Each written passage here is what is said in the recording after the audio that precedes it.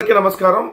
ఏదైతే ఆంధ్రప్రదేశ్ రాష్ట్రానికి పట్టి పీడిస్తున్నటువంటి ఆ రెండు పేడ పత్రికలు ఏదైతే ఉన్నాయో ఆ పేడ పత్రికలో చెదలాగా పట్టి అలానే పీడిస్తున్నటువంటి ఆ పత్రికల్లో ప్రధానంగా ఈరోజు చూస్తే ఏదైతే రాజకేశ్ రెడ్డి నిన్న సిట్టు రాజకేశ్ రెడ్డిని విచారించినటువంటి దాంట్లో ఏదైతే ఆయన్ని న్యాయస్థానాల్లో ప్రొడ్యూస్ చేశారో రిమాండ్ కూడా వేశారు.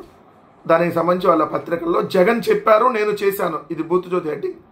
ముడుపులు డబ్బులు జగన్ ఓఎస్టీకే ఇచ్చాం, లిక్కర్ స్కామ్ సూత్రధారి రాజకేశ్ రెడ్డి అంగీకారం అని బూతుజ్యోతిలో. రోతనాడులో అంతా జగన్ ఆదేశాలతోనే, పార్టీ ఫండ్ ఎక్కువ వచ్చేలా మద్యం విధానం, సిట్ విచారణలో గుట్టు విప్పిన కేసిరెడ్డి, జగన్ ఓఎస్టీ కృష్ణమోహన్ రెడ్డికి నెల 50-60 కోట్లు ఇచ్చారని అర్ధరాత్రి విజయవాడలోని జైలుకు తీసుకెళ్తున్న పోలీసులు, కేసిరెడ్డికి 14 రోజులు రిమాండు, ఆదేశాలు ఇచ్చిన ఏసీబీ కోర్టు అని చెప్పి ఏదైతే రెండు పత్రికల్లో ప్రధానంగా వార్తలు. అసలు దీంట్లో విషయం ఏంటి, వాళ్ళే చెప్పకనే చెప్పి ఒప్పుకున్నారు. ఏమని తప్పుడు కేసు పెట్టామని వాళ్ళ వార్తల లోపలికి వెళ్తేనే ఉంది. ఏమని వాళ్ళు క్లియర్గా ఏం చెబుతారు, రిమాండ్ రిపోర్ట్స్ చూద్దాం మనం. రిమాండ్ రిపోర్ట్లు ఏముంది, రిమాండ్ రిపోర్ట్లో నెలకు 50 కోట్ల నుంచి 60 కోట్లు వసూలు చేశారని, 5 ఏళ్లలో 3,200 కోట్ల అవినీతికి పాల్పడినట్టుగా రాజకేశ్ రెడ్డి ఒప్పుకున్నాడని రిమాండ్ రిపోర్ట్లో రాస్తూ మళ్ళీ అక్కడే రాస్తారు ఏదే however the accused refused to sign on the above conventional statement, the mediators endorsed the same. Rajakesh Reddy అసలు రిమాండ్ రిపోర్ట్లో సంతకం చేయడానికే నిరాకరించాడు. అన్నీ ఒప్పుకున్నాడు, సంతకం చేస్తాడు కదా, మినిమం బుద్ధి జ్ఞానం ఉండాలి కదా ఎంక్వైరీ చేసేవాడికి రాసే వాళ్ళకి కూడా. ఇప్పుడు ఆయనే ఒప్పుకున్నప్పుడు మరి సంతకం కూడా పెడతాడు కదా. అంటే మీ అంతటికి మీరే రాసేసి మొన్నేమో మిథున్ రెడ్డి, ఈరోజేమో జగన్ రెడ్డి, ఇంకా ఇష్టం ఉందండి మీ ఇష్టం ఉందండి, రేపు పొద్దున ఇంకోళ్ళ పేర్లు మార్చడానికి ఇవన్నీ చేస్తున్నట్టుగా క్లియర్గా కనపట్లేదా? మళ్ళీ దీంట్లో రిమాండ్ రిపోర్ట్లో చూస్తే ఏదైతే unfair discrimination in allocation of OFS అంటే వైఎస్ఆర్సీపీ హయాంలో కొన్ని కంపెనీలకి అనుచిత లబ్ధి అని చెప్పి రిమాండ్ రిపోర్ట్లో రాశారు. మళ్ళీ అదే రిమాండ్ రిపోర్ట్లో టీడీపీ హయాంలో కేవలం 4 కంపెనీల నుంచే 53.21% మద్యాన్ని కొన్నారని మీరే చెబుతారు. మరి 100కి 53.21% మద్యాన్ని 4 కంపెనీల నుంచి కొన్నప్పుడు మరి అదే వైఎస్ఆర్ కాంగ్రెస్ పార్టీ కొన్నదని మళ్ళీ మీరే రాస్తున్నారు. మరి తెలుగుదేశం ప్రభుత్వం మీద కదా ముందు కేసు పెట్టాల్సింది. మరి అదే కంపెనీలకి వైఎస్ఆర్సీపీ ప్రభుత్వం కొనసాగిస్తే ఎలా తప్పు అవుతుంది? వైఎస్ఆర్సీపీ ప్రభుత్వంలో స్కామ్ ఎలా జరుగుతుంది? నెలకి 50 నుంచి 60 కోట్లు రాజు వసూలు చేసి జగన్ ఓఎస్టీకి ఇచ్చాడని మీరే రాస్తారు. మళ్ళీ వివిధ కంపెనీల్లో పెట్టుబడులు పెట్టారని మీరే రాస్తారు. ఇక్కడ తీసుకుంటే ఒకవేళ అక్కడ ఇచ్చిందా అవ్వాలి, లేదంటే పెట్టుబడులు పెట్టింది ఏదో ఒకటి అవ్వాలి కదా. అంటే మీ బేతాల కథలు, మీ బేతాల కుట్రలు ఎలా ఉంటాయంటే ఇలానే ఉంటాయి. ప్రతిదానికి జగన్మోహన్ రెడ్డి గారిని తీసుకొని జగన్మోహన్ రెడ్డి గారిని టార్గెట్ చేయాలనేది మీ పత్రికల ఆలోచన. ఈరోజు కేసు పెట్టింది కూడా దానికోసం అనేది క్లియర్గా ఇక్కడ అర్థమవుతుంది కదా. సో రాష్ట్ర ప్రజానీకాన్ని కూడా గమనించాల్సినటువంటి అంశం ఏంటంటే లిక్కర్లో జగన్మోహన్ రెడ్డి గారి ప్రభుత్వం ఉన్నప్పుడు ఎటువంటి స్కాము జరగలేదు. ఎందుకంటే ప్రభుత్వమే మద్యం దుకాణాలు నిర్వహించింది, ఏ ప్రైవేటు వ్యక్తుల చేతులకి అప్పచెప్పలేదు. ప్రభుత్వానికి ఆదాయం వచ్చేలా చూసింది తప్ప ఎక్కడ ప్రభుత్వ ఆదాయానికి గండి కొట్ల. ఈరోజు లిక్కర్ స్కామ్ ఇప్పుడున్నటువంటి ప్రభుత్వంలో జరుగుతూ ఉంది. మార్జిన్ని 14% పెంచి ప్రైవేటు వ్యక్తుల దగ్గర నుంచి ఏదైతే నారా లోకేష్ దాకా లంచాలు ఈరోజు తీసుకునేటటువంటి పరిస్థితుల్లో సంవత్సరానికి 3,000 కోట్ల రూపాయలు ప్రభుత్వ ఆదాయానికి గండి ఏర్పడుతుందని స్వయాన ఎక్సైజ్ శాఖ చెప్పింది. అంటే మద్యం అనేది కుంభకోణం ఇప్పుడు చంద్రబాబు నాయుడు గారి హయాంలో జరిగింది తప్ప అంతకుముందు జగన్మోహన్ రెడ్డి గారి హయాంలో జరగలేదు అనేది మాత్రం స్పష్టంగా ఇక్కడ వాళ్ళ రిమాండ్ రిపోర్ట్ చూస్తే కూడా అర్థమవుతుంది. ప్రధానంగా ఇంకో వార్త మనం ఈరోజు చూస్తే ఐపీఎస్ అధికారి పిఎస్ఆర్ ఆంజనేయులు గారిని ఏదైతే అక్రమంగా అరెస్ట్ చేశారో దాని మీద ఈ బూతు పత్రికలో ఈ రోతనాడులో పిఎస్ఆర్ అరెస్టు, జత్వానీ కేసులో A2కు సిఐడి జలక్కు, హైదరాబాద్లో వియంకుడి ఇంట్లో ఉండగా అదుపులోకి, ఫామ్ హౌస్లో సోదాలు, పలు పత్రాలు స్వాధీనం, అరెస్ట్ చేసి బెదవాడకు తరలింపు. ఇట్లా వార్తలు చూడండి. ఫస్ట్ కాదంబరి జత్వానీ అనేటటువంటి ఒక హనీ ట్రాప్ నటి, ఈమె మీద అనేక కేసులు దేశవ్యాప్తంగా ఉన్నాయి. ఏదైతే వలపు నటి అంటాం మామూలుగా, అయితే పారిశ్రామికవేత్తల్ని వలపన్ని మళ్ళీ తన వలలోకి లాక్కునేటటువంటి ఒక నటి కాదంబరి జత్వానీ. ఆమె ఇక్కడ ఆంధ్రప్రదేశ్ రాష్ట్రానికి ఈరోజు పెద్ద ఆయుధం అనమాట. అంటే మామూలుగానే ఈ ప్రభుత్వానికి మీకు తెలుసు కదా ఎలాంటి వాళ్ళు ఉంటారు, ఏ విధంగా ఎలాంటి వాళ్ళని వీళ్ళు బాగా హైప్ చేస్తూ ఉంటారు. ఆ కాదంబరి జత్వానికి ఈరోజు ఆంధ్రప్రదేశ్ రాష్ట్రంలో ప్రతిపక్ష నాయకుడు జగన్మోహన్ రెడ్డి గారు కూడా లేనటువంటి సెక్యూరిటీని కల్పిస్తూ అసలు హైదరాబాద్ నుంచి ఆమెని రిసీవ్ చేసుకొని విజయవాడ ఎయిర్పోర్ట్లో మళ్ళీ ఆమెకి దండలతో స్వాగతం చెప్తూ నోవాటెల్ హోటల్లో ఆమెకు రాచమర్యాదలు చేస్తూ ఏ విధంగా ఈ ప్రభుత్వం ట్రీట్ చేస్తుందో కాదంబరి జత్వాని అనేటటువంటి హనీ ట్రాప్ నటి గురించి అందరికీ తెలుసు. ఆ హనీ ట్రాప్ నటి చెప్పింది, హనీ ట్రాప్ నటి పెట్టినటువంటి ఒక కేసుకు సంబంధించిన దాంట్లో పిఎస్ఆర్ ఆంజనేయులు ఒక సిన్సియర్ అధికారి, పోలీస్ అధికారి ఎవరైతే ఉన్నారో ఆ పిఎస్ఆర్ ఆంజనేయులు గారిని నేను అరెస్ట్ చేశారు.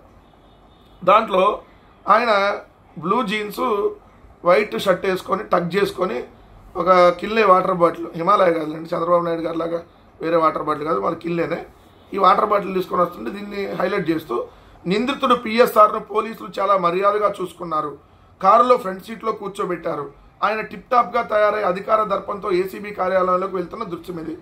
అంటే ఏంది, మీకు ఎవరినైతే అరెస్ట్ చేస్తే వాళ్ళందరినీ కొట్టుకుంటా తీసుకెళ్లాలా? భూతుజ్యోతి రాధాకృష్ణ కడుపుకి అన్నం తిని రాస్తున్నావా, గడ్డి తిని రాస్తున్నావా? ఆయన ఒక ఐపీఎస్ అధికారి, నార్మల్గా నిందితుడైనా కూడా ఎస్ ఆ నిందితుడిని ఈ బట్టలు వేసుకోవాలి, ఆ బట్టలు వేసుకోకూడదు, టక్ చేసుకోకూడదు, ఏమన్నా రాజ్యాంగంలో రాసిందా? ఆయనంట అధికార దర్పంతో తీసుకెళ్లారంట, ముందు సీట్లో కూర్చోబెట్టారంట, చాలా మర్యాదగా చూసుకున్నారంట పోలీసులు. అంటే పోలీసులు మర్యాదగా చూసుకోకుండా, అంటే పోలీసులు అరెస్ట్ చేయగానే థర్డ్ డిగ్రీ ప్రయోగించాలి, ప్రతి ఒక్కళ్ళ మీద అరెస్ట్ చేయాలని చెప్పి నీ పత్రిక ఉద్దేశమా, నీ రాతల ఉద్దేశం అదేనా? మీకు ముంబై నటి కాదంబరి జత్వాని మీకు పెద్ద ఆంధ్రప్రదేశ్కి పెద్ద ఉత్తమ నటిలాగా, మీరు ఆంధ్రప్రదేశ్కి పెద్ద ఆదర్శ మహిళలాగా మీరు ఒక బోకు పత్రిక, మీరు ఒక బోకు రాతలు ఏం రాస్తారు? సిగ్గు శరం ఉందా? హతవిధి వైఎస్ మేళ్లకు నాడు ఐఏఎస్లు, జగన్ దెబ్బకు నేను ఐపీఎస్లు జైలుకి. అంటే వైఎస్ఆర్ కాంగ్రెస్ పార్టీ ప్రభుత్వంలో, లేదంటే వైఎస్ఆర్ గారు ఉన్నప్పుడు ఆ ప్రభుత్వంలో ఏదైతే మీరు తప్పుడు కేసులు వాళ్ళ ఆ హయాంలో పనిచేసినటువంటి వాళ్ళ మీద మీరు తప్పుడు కేసులు పెడితే దానికి హతవిధి అంట. నిజంగా ఈరోజు అధికారులు కూడా గమనించండి, ఇప్పుడు ఉన్నటువంటి అధికారులు కూడా తెలుగుదేశం పార్టీ ప్రభుత్వంలో వాళ్ళు ఏ విధంగా ఈరోజు వ్యవహరిస్తూ ఉన్నారంటే, మీరు నిజాయితీగా పనిచేస్తే వాళ్ళ మీద ఖచ్చితంగా కేసులు పెడతారంట. అదే తెలుగుదేశం పార్టీకి తొత్తులుగా పనిచేయాలనేది వాళ్ళే క్లియర్గా చెప్తున్నటువంటి సందర్భం ఇక్కడ కనపడతా ఉంది. పిఎస్ఆర్ అరెస్ట్ అనేది దాంట్లో రాస్తే, ఇంకొక పత్రిక దాంట్లో మనం చూస్తే పిఎస్ఆర్ అరెస్ట్ చేసిన అదే బాసిజం, నిందితుడు పిఎస్ఆర్ పట్ల పోలీసులు ఉదారత ఏందిరా బాబు? అసలు నాకు మీకు అర్థం కావట్లేదు. అరెస్ట్ చేస్తే ఏంది, కొట్టుకుంటూ తీసుకొస్తారా? కనీసం వార్తలు రాసే బుద్ధి లేని ఎవడు రాసినాడికన్నా బుద్ధి జ్ఞానం ఉండాలి కదా. ఇలా ఉంటాయి వాళ్ళ వార్తలు. అంటే ఇప్పుడు మనం పెద్ద వార్త చదవబోతున్నాం, చాలా ప్రపంచంలోనే అతి పెద్ద వార్త, అది కూడా అమరావతిలో. తెలుసు కదా, ప్రపంచ రాజధాని అమరావతిలో, ఆంధ్రప్రదేశ్ రాజధాని కాదండి అమరావతి. ఇప్పుడు ఆల్రెడీ ఢిల్లీని తీసేసి మొత్తం ఇక్కడ పెట్టాలని డిసైడ్ అయ్యారు. సో ప్రపంచం కూడా మొత్తానికి ఒక రాజధాని చేసుకున్నాం మనం. దేశానికి రాజధాని ఉంటుంది, రాష్ట్రానికి రాజధాని ఉంటుంది, ప్రపంచానికి రాజధాని ఉండదు కదా. కొత్తగా ఇప్పుడు మొత్తం ఐక్యరాజ్య సమితి మొన్నే డిసైడ్ చేసి ప్రపంచ రాజధానిగా అమరావతిని గుర్తించింది. అంటే చంద్రబాబు నాయుడు వాళ్ళ పత్రికలు రాస్తారని మనం నమ్మాలి కదా. ఆ పత్రికలో పెద్ద వార్త, ఆ భూతజ్యోతిలో, ఆంధ్రజ్యోతి, అమరావతిలో 600 అడుగుల ఎత్తులో ఎన్టీఆర్ విగ్రహం క్వశ్చన్ మార్క్. ఆల్రెడీ ఫోటో కూడా వేశారండి, 600 అడుగుల ఎత్తులో ఉన్న ఫోటోని కూడా వేశారండి. చూడండి, చాలా బాగుంది, బ్రహ్మాండంగా ఫోటో. నీరుకొండపై ఎన్టీఆర్ విగ్రహం ఊహాచిత్రం గీసేశారండి.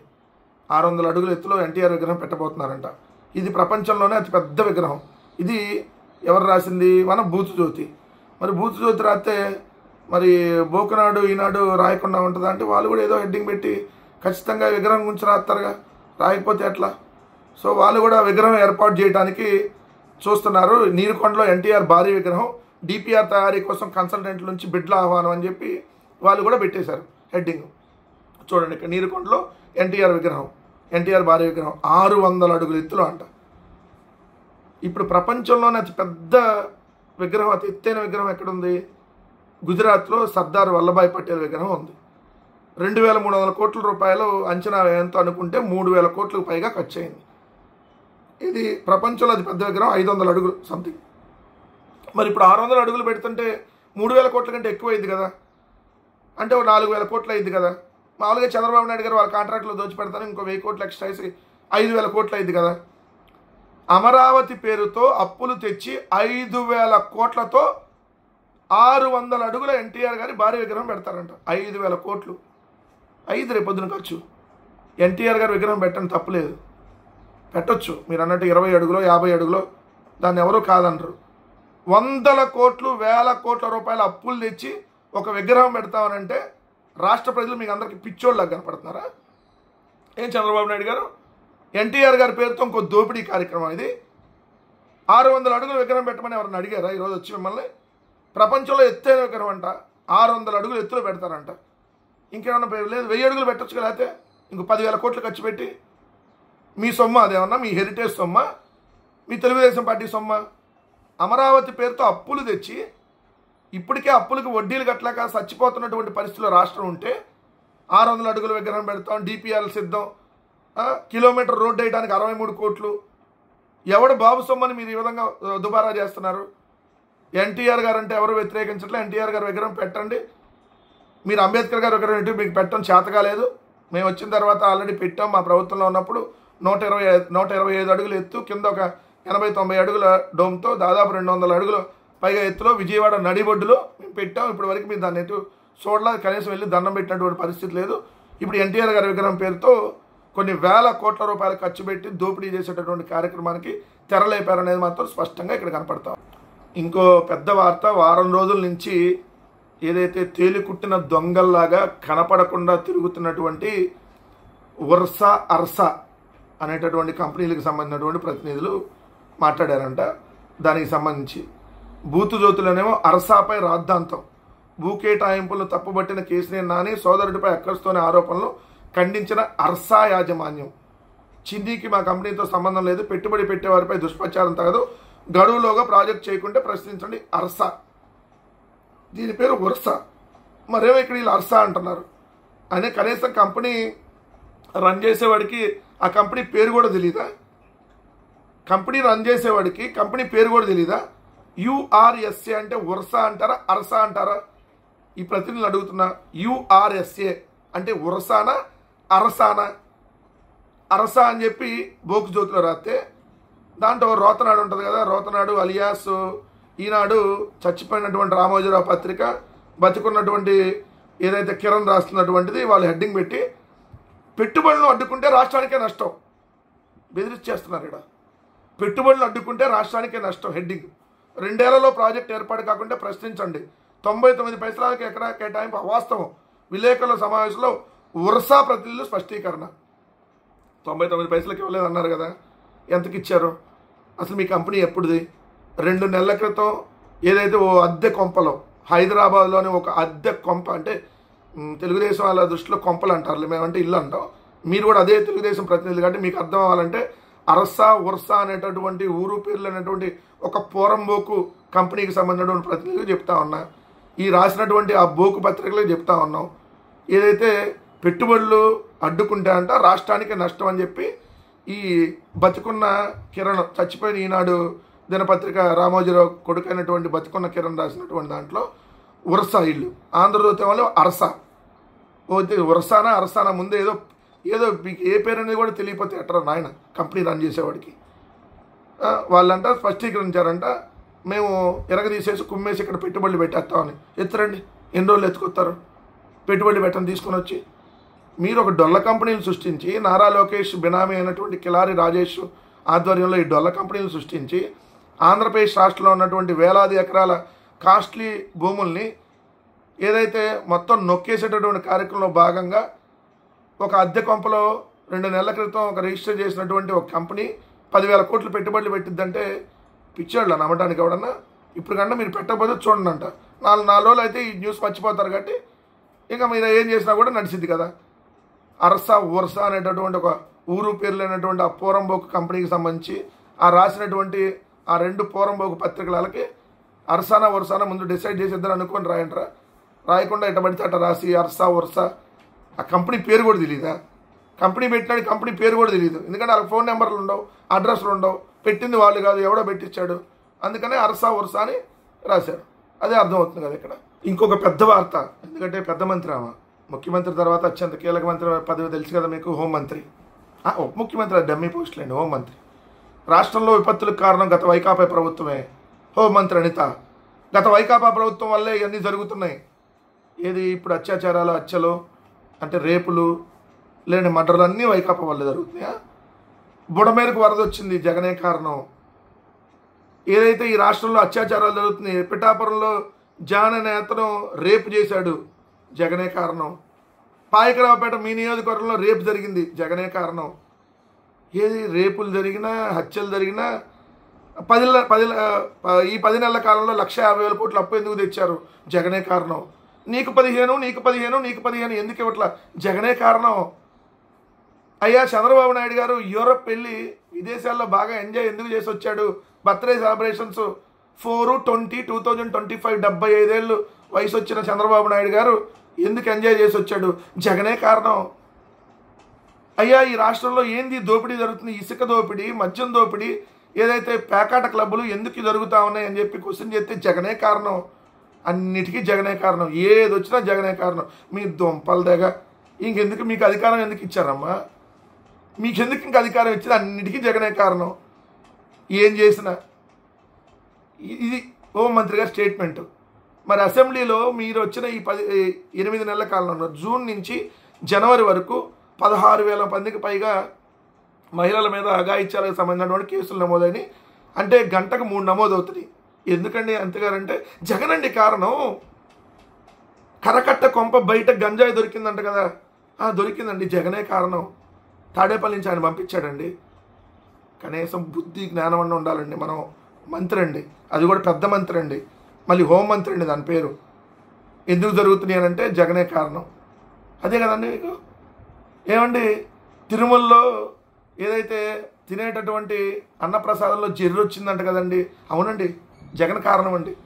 జెర్రీని జగన్ గారు తాడేపల్లిని తీసుకొని వచ్చి అక్కడ భోజనంలో వేసాడండి, జగనే కారణం. చెప్పండి అండి. ఇంకా ఏమండి తిరుమలలో నిన్న ఎవరు ఆత్మహత్య చేసుకున్నారండి, అవునండి, జగన్మోహన్ రెడ్డి గారు వచ్చి దానికి తాడు బిగించాడండి. అన్నిటికీ జగనే కారణం అండి. కనీసం నవ్వుతారన్న జ్ఞానం లేదు. రాసిన పత్రికల కన్నా హెడ్డింగ్ అన్నా మార్చంటారు బాబు. ఆ మాట్లాడింది కనీసం మీరన్నా మార్చాలి కదా. మీరెందుకు మార్చారు, మీరంతా మీ పత్రికల పేరే బోకు పత్రికలు కదా, మీరు మార్చరు. ఇదండి రాష్ట్రంలో జరుగుతున్న పరిస్థితి. ఇంకోటి ప్రధానంగా ఆగడమని తెలుసు అడగరని అలుసు భలే పెట్టారు ఈనాడులో. నేను పాట పాడలేదండి, చదువుతున్నా. ఆగడమని తెలుసు అడగరని అలుసు, మట్టి మాఫియా అక్రమాలపై మౌనం, ప్రభుత్వ ఆదాయానికి భారీ గండి, ఈనాడు డిజిటల్ మచిలీపట్నం, నిమ్మకూరు పసుమర్రు చెరువులు పొలాల మట్టిని జాతీయ రహదారిపై తరలిస్తూ అనే ఒక ఫోటో. ప్రజాప్రతినిధి పిఏ నుంచి నిమిషాల్లో ఫోన్లు. వైఎస్ఆర్ కాంగ్రెస్ పార్టీ ప్రభుత్వం 10 నెలలుగా చెబుతుంది ఇదే కదా.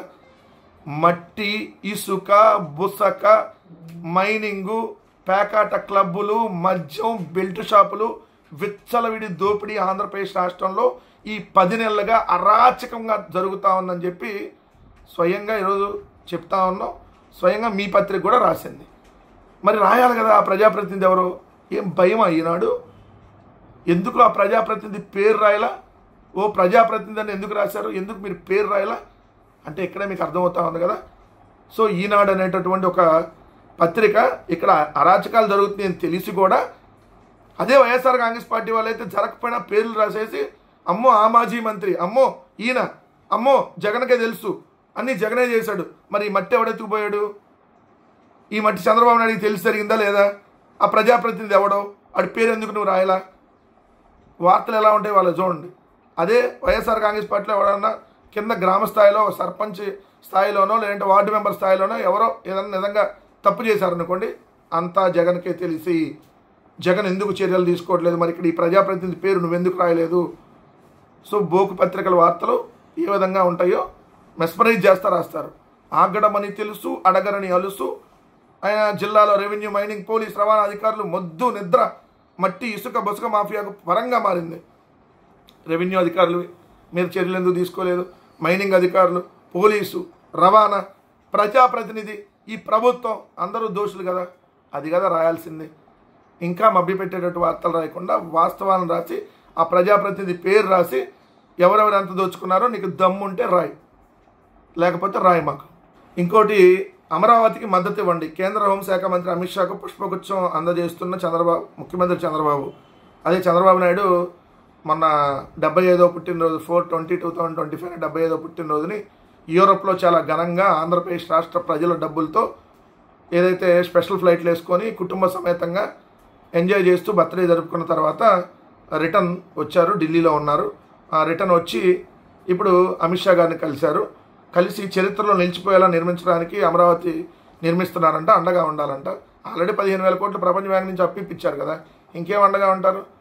కేంద్ర ప్రభుత్వం మనకేం రూపాయి కూడా ఉచితంగా డబ్బులు ఇవ్వట్లా, ఇవ్వకపోగా అప్పిప్పించింది. ఎందుకంటే మీ మొహం చూసి అప్పివ్వట్లేదు కాబట్టి వాళ్ళు షూరిటీగా ఉండి కేంద్ర ప్రభుత్వం 15,000 కోట్లు అప్పిప్పించింది. దానికి అమరావతికి మద్దతు ఇవ్వండి. అయ్యా, అమరావతికి కేంద్ర ప్రభుత్వం నిధులు ఇవ్వని అడగాలి. మద్దతు అంటే ఏముందో, రేపు పొద్దున ఆల్రెడీ నరేంద్ర మోడీ గారు వస్తున్నారు రేపు 2వ తారీఖు. అంతకుముందు కూడా ఒకసారి వచ్చారు. చెల్లికి జరగాలి మళ్ళీ పెళ్లిలాగా అమరావతికి జరుగుతుంది మళ్ళీ శంకుస్థాపనలో. దాంట్లో అప్పుడు కొన్ని 100 కోట్లు, ఇప్పుడు ఇంకో కొన్ని 100 కోట్లు, 5 లక్షల మందిని సేకరిస్తున్నారు జనాల్ని. 5 లక్షల మంది జనాల్ని తరలిస్తూ ఓ పెద్ద బహిరంగ సభ పెడుతున్నారు. అక్కడ పార్కింగ్లో లైట్లకే 2,45,00,000.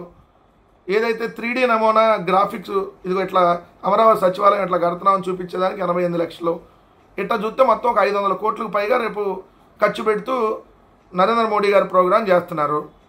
సో ఇప్పుడు అమిత్ షా గారిని అండగా ఉండమన్నారు. అంటే మన గుప్పెడు మట్టి చెంబు నీళ్లు లాగా ఈసారి పెద్ద చెంబుతో కాకుండా పెద్ద లోటాతోనో లేదంటే ఏదన్నా బిందుతోనో నీళ్లు తెచ్చి చల్లుతారేమో. అమరావతికి మద్దతు ఉండాలంటే కొన్ని కనీసం ఒక 5,000 10,000 కోట్లు ఉచితంగా ఇమ్మని అడగాలి. మీరు కేంద్ర ప్రభుత్వంలో ఉన్నారు కాబట్టి, కేంద్ర ప్రభుత్వం బాధ్యత కూడా కాబట్టి, మీరంతా ఎన్డీఏ కూటమి కాబట్టి అది అడగటం వదిలేసి జగన్ హయాంలోని మధ్య కుంభకోణం గురించి ప్రస్తావన క్వశ్చన్. మరి బూత్ జ్యోతి క్వశ్చన్ పెట్టారంటే బాత్రూంలో అక్కడ అమిత్ షా గారు చంద్రబాబు నాయుడు ఉన్నప్పుడు కనీసం బాత్రూంలో ఉండుంటాడు. లేకపోతే క్వశ్చన్ పెట్టరుగా. క్వశ్చన్ పెట్టాడంటే సగం వినపడి ఉంటుంది బాత్రూంలో. ఏది మద్యం కుంభకోణం అంట జగన్ హయాంలో. మీకు దమ్ముంటే నిరూపించండి. ఛాలెంజ్ విసురుతా ఉన్నాం. మద్యం అనేది మా హయాంలో కుంభకోణం జరగలేదు. న్యాయస్థానాల్లో మేము ఖచ్చితంగా ప్రూవ్ చేస్తాం. మీకు దమ్ముంటే మీరు ప్రూవ్ చేయండి జరిగినట్టుగా. ఇంకా రోజు ఇట్లాంటి బోకు వార్తలు పనికిమాలిన వార్తలు రాయకుండా ఇప్పటికైనా బుద్ధి జ్ఞానంతో మెలగ